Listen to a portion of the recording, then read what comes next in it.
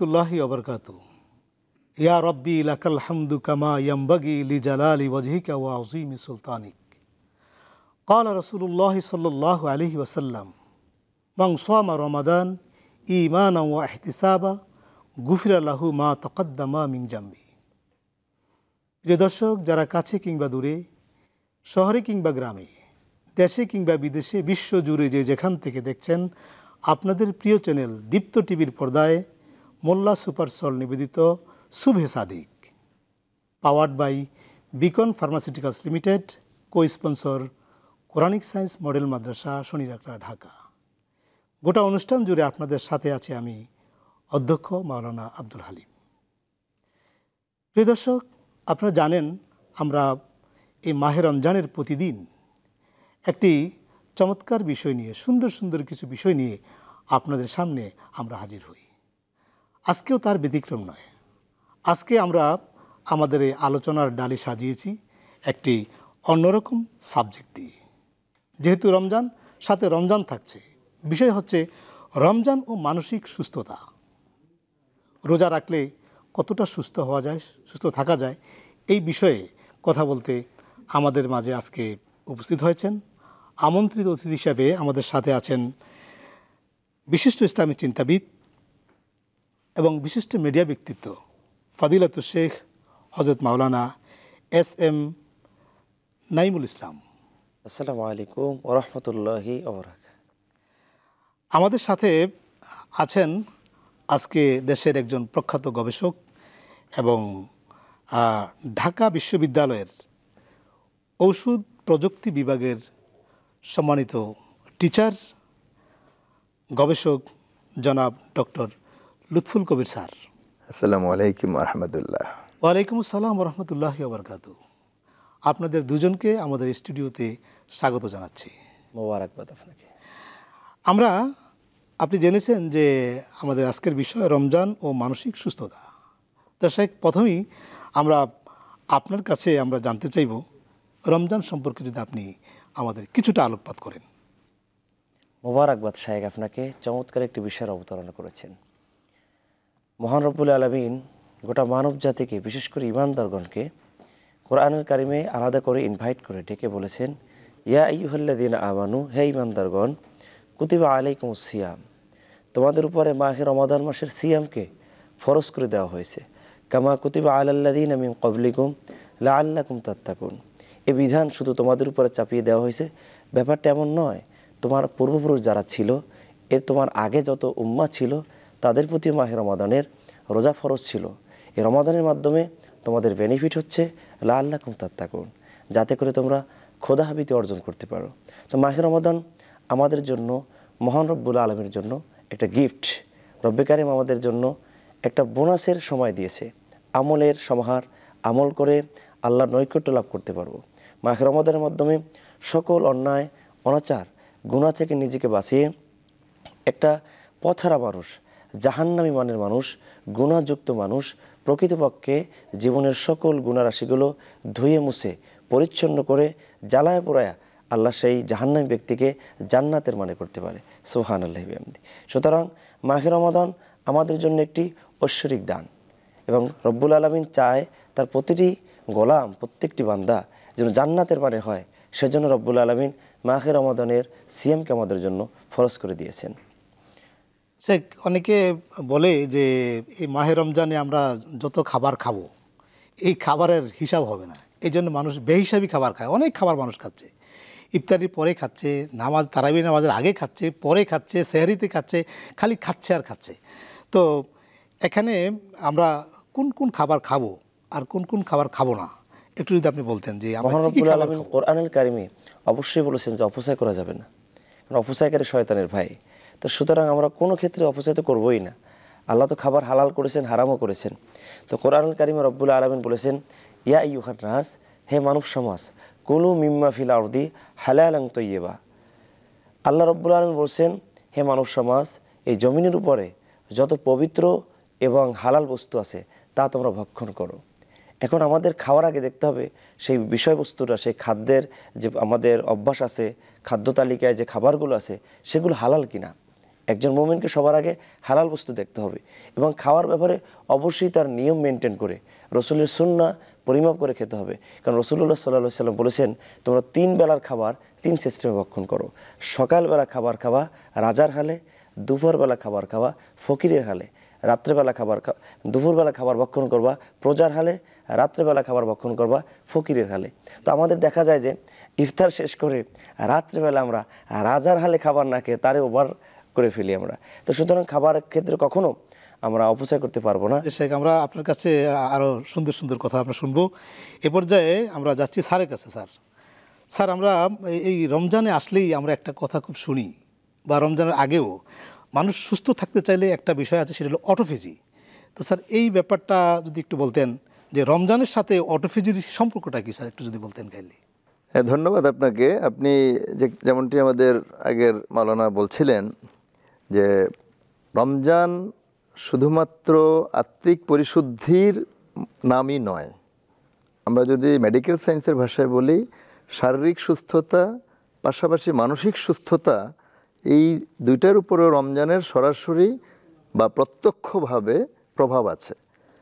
অনেক গবেষণা থেকে এটা প্রমাণিত এবং বহুদিন থেকে এই ধরনের গবেষণা হচ্ছে, এখনও চলছে, ভবিষ্যতে হবে। আপনি যেমনটি বলছিলেন যে অটোফেজি এটা একটা প্রক্রিয়া যেটা আমাদের শরীরের ভেতরে যে কোষগুলি আছে সেই কোষগুলি শরীরের অভ্যন্তরের যে অপ্রয়োজনীয় উপাদানগুলি যেটা শরীরের জন্য ক্ষতিকারক সেগুলোকে সে নিষ্কাশন করে দেয়। এই প্রক্রিয়াটাকেই খুব সহজভাবে বললে অটোফেজি বলি আমরা। এবং এই অটোফেজি প্রথমে 1990 সালে জাপানের একজন বিজ্ঞানী যার নাম হচ্ছে ইয়োশিনোরো ওশোনি, তিনি কাজ শুরু করেছেন ইস্ট বা ছত্রাক নামক কোষের মধ্যে। পরবর্তীতে উনি 2010-11 দিকে মানব সেলের উপরে সেই গবেষণাটি করেন এবং যেটি উনি দেখিয়েছেন যে একটা লম্বা সময় যখন ফাস্টিং থাকা হয়, অর্থাৎ না খেয়ে থাকা হয়, যেটা আমরা মাহে রমজানের সিয়াম সাধনা বা সিয়াম পালনের মধ্য দিয়ে, আল্লাহর হুকুম পালনের মধ্য দিয়ে আমরা সারা বিশ্ব মুসলিম উম্মাহ যেটা আমরা করছি সেটা কিন্তু তার গবেষণার সাথে মিলে যাচ্ছে সরাসরি। সেটা কিভাবে? তার ফলাফলটা হচ্ছে এই যে অটোফেজি প্রক্রিয়ার মধ্য দিয়ে আমরা আমাদের শরীরকে আরও বেশি কর্মক্ষম করতে পারছি। কারণ আমার অপ্রয়োজনীয় বা দ্রব্য বস্তুগুলি যখন শরীর থেকে বের হয়ে যাচ্ছে, শরীর আরও চাঙ্গা হচ্ছে, শরীরের কোষগুলি সচল হচ্ছে এবং নতুন কোষ তৈরি হবার সুযোগ তৈরি হচ্ছে। একইভাবে শরীরের রোগ প্রতিরোধ ক্ষমতাও বাড়িয়ে দিচ্ছে, যেটাকে আমরা অ্যান্টিবডি বলে থাকি। শরীরে অ্যান্টিবডি তৈরি হচ্ছে প্রতিনিয়ত। এর মধ্য দিয়ে আমাদের দীর্ঘদিন বেঁচে থাকার, অর্থাৎ দীর্ঘ জীবন লাভ করবার, সুস্থভাবে, অবশ্যই নিরোগ এবং সুস্থভাবে দীর্ঘায়ু হবারও একটা সুযোগ সৃষ্টি হচ্ছে। সুতরাং এই মাহে রমজান আল্লাহ রাব্বুল আলামিনের পক্ষ থেকে এটি এমন একটা নিয়ামত, সেটা আত্মিক, শারীরিক, মানসিক যেইভাবেই আমরা বর্ণনা করি না কেন, সকল দিক থেকে এটা উপকার এবং উপকৃত হচ্ছে আমরা মানব সমাজ। ওকে, থ্যাংক ইউ স্যার। স্যার, প্রাসঙ্গিক একটা কথা বলতে চাই, যেহেতু সুস্থতার কথাটা আপনি বলেছেন। তো রমজানে তো আমরা অনেকে ভাজা পোড়া যে খাচ্ছি স্যার, এইটা কি স্বাস্থ্যের কতটা ক্ষতি স্যার? এই যে আমরা তৈলে ডুবানো জিনিস খাচ্ছি, এই বিষয়ে যদি একটু বলতেন স্যার। না, নিঃসন্দেহে এটা খুবই চলে না স্যার। না, অবশ্যই আমাদের এই বিশেষ করে সাবকন্টিনেন্টে, বিশেষ করে বাংলাদেশে ইফতার মানে হচ্ছে ইফতারের আগে আমাকে ভাজা পোড়া, ছোলা ভাজা, পেঁয়াজু। আর আমি ঢাকা বিশ্ববিদ্যালয়ের পাশে থাকি, মানে এরিয়াতে থাকি, সেখানে হলো পুরান ঢাকায়। আপনি ওখানে গেলে এমন কাবাবের নামই পাবেন 20 রকমের, যেগুলি ডুবু তেলে ভাজা হয়, সুতি কাবাব, জালি কাবাব, আরও কী কাবাব আছে। একটা খাবারের নাম শুনেছি, বড় বাপের পোলায় খায়। খাবারের নাম এই খাবারটা কি? ডুবু তেলে, যে কোনো ভোজ্য তেলে খাবার ডুবানো ভাজা খাবার ইফতারে আমি যদি অন্যভাবে না বলি, হারাম শব্দের অর্থ কি? নিষিদ্ধ। আমার দৃষ্টিতে এটা পুরোপুরি নিষিদ্ধ। আমি তো হারাম বলতে পারবো না, কারণ হচ্ছে আপনি সারাদিন 15-16 ঘন্টা না খেয়ে থাকছেন, আপনার স্টমাকে মানে পরিপাকতন্ত্রে প্রচুর হাইড্রোক্লোরিক অ্যাসিড সিক্রেশন হচ্ছে, যে অ্যাসিডটা আপনার চামড়ায় যদি পরে সঙ্গে সঙ্গে পুড়ে যাবে, তো সেই অ্যাসিডের পরিমাণ বাড়ছে। আর আমরা যেটাকে বলে থাকি গ্যাস্ট্রিক হচ্ছে, একটা সময় আলসারে পরিণত হচ্ছে, পুরে বার্ন হয়ে যাচ্ছে আমার স্টমাকের লেয়ারগুলি। তো আপনি ইফতারের আগে নিয়ে বসছেন আবার সে ভাজা জিনিস, তাহলে কি হতে পারে? যেটাকে বাংলায় আমরা বলি মরার উপরে খরার ঘা, অনেকটা সেরকম হচ্ছে। তো এটা কোনোভাবেই করা যাবে না। আমরা যতটা সম্ভব ইফতারে আমরা খাবো জলীয় বা পানীয় জাতীয় খাবার, আপনি প্রচুর পরিমাণ পানি খান, শরবত খান, জুস খান, কোনো অসুবিধা নেই। জুস মানে বাজারের কেনা জুস না, কিন্তু ঘরে তৈরি করা লেবুর জুস খান আপনি, আর ঘরে তৈরি করা খাবার খান আপনি। ছোলা খেতে আমি নিষেধ করব না, ছোলা একটা ভালো জিনিস, উপকারী খাবার, যেটা এটা ডুবো তেলে ভাজা হয় না। এক কথায় ডুবানো বা চুবানো তেলে ভাজা খাবারটা একেবারেই মানে পরিহারযোগ্য। আপনি শশা খান, এখন বাজারে অল্প দামে টমেটো পাওয়া যায়, টমেটো শশা সালাদ মিলিয়ে যদি আপনি পেট পুরে খান, তাতে আপনার চমৎকার ইফতার হয়ে যাবে স্বল্প মূল্যে। স্যার আপনি চমৎকার করে বলছিলেন আসলে আমাদের উদ্দেশ্যে, আমাদের দর্শকদের উদ্দেশ্যে। তো স্যার আমরা আপনার কাছে আবার ফিরব। এ পর্যায়ে শেখ আমরা আপনার কাছে যাব, আমরা সেহরি এবং ইফতার নিয়ে আমরা কিছু কথা বলবো। আসলে আমরা তো নিজে ইফতার খাচ্ছি, ইফতার কি শুধু আমরা নিজেরাই একেই খাবো, নাকি আমরা আশেপাশে যারা অভাব দুঃখী দরিদ্র মানুষ আছে তাদেরকেও দিব, বা কোন উপায়ে আমরা এই মানুষের রোজাদার উপকারটা করতে পারি, একটু বলবেন প্লিজ। মোবারকবাদ সাহেব আপনাকে। আসলে আমাদের একটা সিস্টেম হয়ে গেছে এরকমটা, যে আমি সুন্দর থাকবো, আমি ভালো থাকবো, আমি ভালো খাবো, অন্য কে কীরকম আছে সেই দিকে আমরা একবার ভ্রুক্ষেপ করি না, একটাবার তাকানোর চেষ্টা করি না। কিন্তু রাসূলুল্লাহ সাল্লাল্লাহু আলাইহি সাল্লাম তার গোটা জীবন এই উম্মার জন্য কাটিয়েছেন, এবং মানবতার এত দরদি ছিলেন তিনি, গোটা বিশ্বময় সারা বিশ্বকে তাক লাগিয়েছেন। বিভিন্ন শ্রেণী পেশার নয়, বরঞ্চ বিভিন্ন ধর্মের মানুষ তার প্রতি আকৃষ্ট ছিলেন এই বিষয়টা নিয়ে। তো আমরা রসুলের উম্মত দাবি করি, কিন্তু আমরা এইসব বিষয়ে কখনো নিজের দিকে তাকাই না। আমরা নিজের সুন্দর ইফতার খাইলাম, ভক্ষণ করলাম, কিন্তু অন্য এক ভাই, এমনকি আমার আপন ভাই ইফতার পাচ্ছে না, আমরা কিন্তু দেখতে পাচ্ছি না। অথচ রাসূলুল্লাহ সাল্লাল্লাহু আলাইহি সাল্লাম বলেন যে কেউ যদি এক গ্লাস ঠান্ডা পানি দিয়ে কাউকে ইফতার করায়, সামান্যতম এক গ্লাস পানি দিয়েও যদি কেউ ইফতার করায়, আল্লাহ সুবহানাহু ওয়া তাআলা তাকে জান্নাতের ঠান্ডা পানি দিয়ে ইফতার করাবে। সুবহানাল্লাহ। সে পানি একবার পান করলে দ্বিতীয়বার সে আর তৃষ্ণিত হবে না। তো ইফতারটা আমরা একাকিত্বভাবে পালন না করে, একাকিত্বভাবে ভক্ষণ না করে, সবাইকে নিয়ে যদি একসাথে খাবারটা খাই, ভক্ষণ করি, এটা রাসূলুল্লাহ সাল্লাল্লাহু আলাইহি ওয়াসাল্লামের সুন্নাহ, এবং এর ভিতরে আল্লাহ সুবহানাহু ওয়া তাআলা বারাকা দান করে। আল্লাহ রাসূল সাল্লাল্লাহু আলাইহি ওয়াসাল্লামের একজন সাহাবী নবীর কাছে গিয়ে প্রশ্ন করলেন, ইয়া রাসূলুল্লাহ, আইউল ইসলামি খৈর, ইসলামের ভিতরে সর্বোত্তম কাজ কোনটি? রাসূলুল্লাহ সাল্লাল্লাহু আলাইহি ওয়াসাল্লাম বলেন, আতইমুত তাআম, ক্ষুধার্ত ব্যক্তিকে খাবার খাওয়ানো ইসলামের ভিতরে সবচেয়ে ভালো আমল, সর্বোত্তম কাজ। তো আমরা ক্ষুধার্ত যারা আছে, অসহায় যারা আছে, দরিদ্র যারা আছে, এদের কাছে যাই না, এদের কাছে আমরা ঘেঁষিই না। রমাদান মাসে আমরা একটা মুভমেন্ট নিয়ে থাকি, একটা পার্সোনালিটি নিয়ে থাকি, যে আমি রোজাদার, আমি একটা আলাদা একটা স্টাইলে চলাফেরা করি, কিন্তু আমার পাশে যে অনেক অসহায় মানুষ আছে, তাদের যে ইফতার দিতে হবে, তাদের যে দেওয়াটা উচিত, এটা আমরা কখনো চিন্তা আনি না, আমরা ভাবতেই পারি না। সুতরাং ইফতারটা আমাদের জন্য খুব গুরুত্বপূর্ণ একটি বিষয়। কিন্তু এইদিকে আমি সুন্দর ফল দিয়ে, সুন্দর খাবার দিয়ে, খাদ্য তালিকা অনেক রকমারি ফল খাবার নিয়ে আমি ইফতার করছি, কিন্তু পাশেই আমার এমন ভাই আছে, গ্রাম্যপল্লীতে আপনারা গেলে দেখবেন, এমনকি শহরের অনেক রাস্তার পাশে পড়ে থাকা অনেক মানুষ আছে, অনেক রিক্সাওয়ালা আছে, দিনমজুর আছে, যারা আসলে প্রকৃতপক্ষে সে ইফতারগুলো পাচ্ছে না। আমরা কাঙ্ক্ষিত কিভাবে দিতে পারি, তাদেরকে কিভাবে দিতে পারি?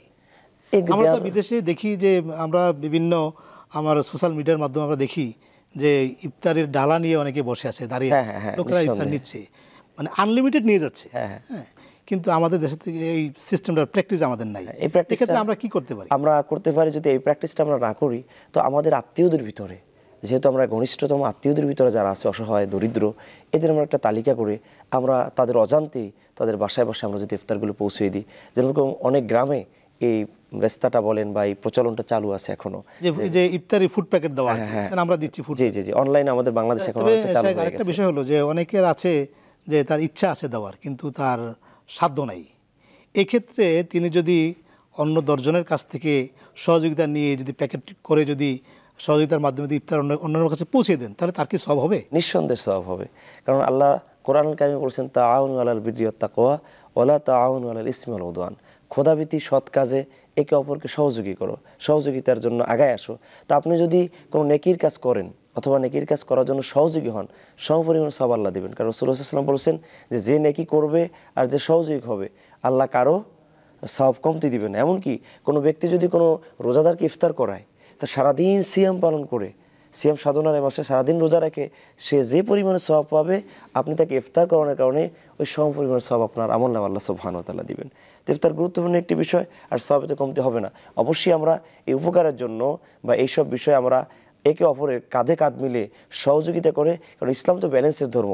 রাস্তার এক পাশে 10 তলা আর এক পাশে কুঠেঘর, এটা ইসলাম কখনো আমাদের সাপোর্ট করে না, এই শিক্ষা ইসলাম দেয় না। সবাই সাম্যভাবে, সবাই বৈষম্য দূর করে সঠিক হারে মন খুলে যেন রোজাও রাখতে পারে, ইফতার প্রদান করতে পারে, ভক্ষণ করতে পারে, এটা ইসলাম আমাদের শেখায়। যে শেখ, আমরা আপনার কাছে আরেকটা ছোট্ট প্রশ্ন করতে চাই। সেটা হলো যে অনেক বাবা মা সে বলে যে তোমার সামনে তো পরীক্ষা, যাক এখন রোজা থাকার দরকার নাই, তুমি এখনো ছোট, বড় হয়ে রোজা রাখবা। যদি সে প্রাপ্তবয়স্ক হয়, নিঃসন্দেহে এক্ষেত্রে শরীয়তের বিধান কি, বা আমার গুনাহ হবে কিনা? নিঃসন্দেহে গুণ হবে। কারণ আল্লাহর ফরজ হুকুমের ক্ষেত্রে সে সেই হুকুমটাকে রহিত করবে, সে চান্স বা সে সিস্টেম ওয়ে তো ইসলাম তাকে শিখায় নাই বা দেয় নাই। আপনি চমৎকার করে বলছিলেন। আমরা এই পর্যায়ে যাব আমাদের প্রিয় স্যারের কাছে। স্যার, আমরা এই পর্যায়ে আপনার কাছে জানতে চাইব যে মানসিক স্বাস্থ্যের উপর রোজার কি প্রভাব আছে? আমি তো শারীরিক স্বাস্থ্য, রোজা রাখলে শরীর ভালো হবে, অনেক কিছু রোগ থেকে আমি বিরত থাকবো, কিন্তু মানসিক কোনো চাঙ্গা হবে কিনা, মানসিক? হ্যাঁ, নিশ্চয়ই। আপনি চমৎকার একটা বিষয় বলেছেন। একটু আগেও যে পারস্পরিক সৌহার্দ্য, ভ্রাতৃত্ব, নিজেদের মধ্যে বন্ধন, এই যে বিষয়গুলি, এটার প্রত্যেকটা কিন্তু মানসিক স্বাস্থ্যের সাথে সম্পৃক্ত সরাসরি। কারণ হচ্ছে, আপনি দেখুন, সম্প্রতি 2024 সালের জুন মাসে একটা গবেষণা প্রকাশিত হয়েছে একটি জার্নালে। সেটা আমেরিকার ডেট্রয়েট শহরে 165 জন মানুষের উপরে গবেষণাটি হয়েছে। রোজা সরাসরি মানসিক স্বাস্থ্যের উপর কী প্রভাব ফেলে। সেখানে 3টা ইন্ডিকেটর ছিল। একটা ছিল যে স্ট্রেস বা বিষণ্ণতা, এর উপর কী প্রভাব। সেকেন্ড ছিল ঘুমের উপর কী প্রভাব। এবং থার্ড ছিল সামগ্রিকভাবে একটা মানুষ ভালো থাকা বা সন্তুষ্ট থাকবার উপর কী প্রভাব। এর ফলাফলটা অত্যন্ত চমৎকার।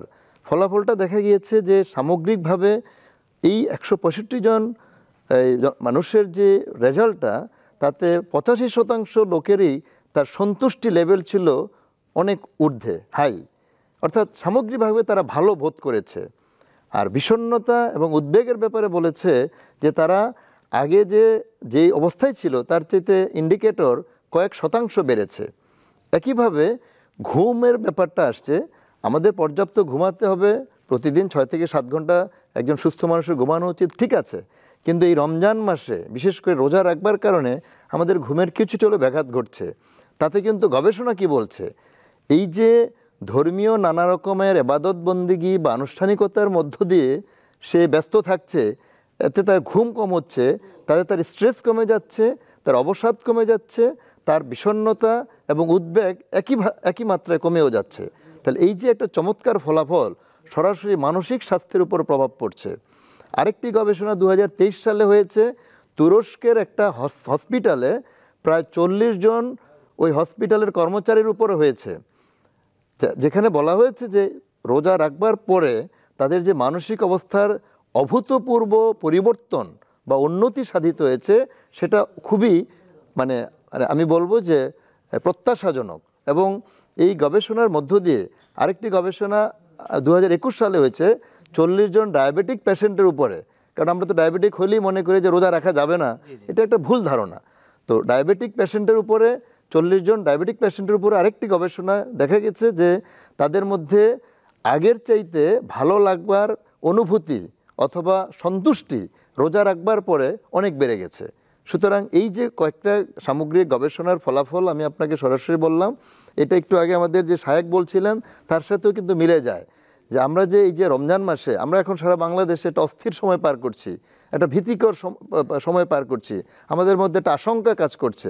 এই রমজান কিন্তু আমরা চাইলে এই আশঙ্কা, ভীতি, ভয় আমাদের মধ্য থেকে দূর করতে পারি, পারিবারিক বন্ধনকে সুদৃঢ় করতে পারি, একসাথে পরিবারের সকল সদস্যদেরকে নিয়ে ইফতার এবং সেহরি গ্রহণের মধ্য দিয়ে, পাশাপাশি সমাজের সকল মানুষকে একসাথে করে আমরা কিন্তু এই মানসিক যে আমাদের বিষণ্ণতাটা দূর করতে পারি। আপনি স্যার চমৎকার বলছিলেন, আপনারা দুজনেই অত্যন্ত চমৎকার বক্তব্য দিয়েছেন, আমাদের দর্শকদের উদ্দেশ্যে কথা বলেছেন। আমরা যদি বাস্তব জীবনে যদি এগুলো পালন করতে পারি তাহলে আমরা সুস্থ থাকবো এবং আমাদের জীবনটা সুন্দর হয়ে যাবে। প্রিয় দর্শক, আমরা অনুষ্ঠানের একেবারে শেষ পর্যায়ে। স্যার, আপনারা কষ্ট করে আমাদের স্টুডিওতে এসেছেন, আপনাদেরকে আমাদের পক্ষ থেকে আন্তরিক ধন্যবাদ এবং মোবারকবাদ জানাচ্ছি। আপনাকে ধন্যবাদ। প্রিয় দর্শক, আমরা অনুষ্ঠানের একেবারে শেষ পর্যায়ে। আপনারা দেখছিলেন মোল্লা সুপার সল নিবেদিত Subhe Sadiq, powered by Beacon Pharmaceuticals Limited, co sponsor Quranic Science Model Madrasa, Shanir Akhra, Dhaka. আগামী পর্ব দেখার আমন্ত্রণ জানিয়ে বিদায় চাচ্ছি। আসসালামু আলাইকুম ওয়া রাহমাতুল্লাহি ওয়া বারাকাতুহু।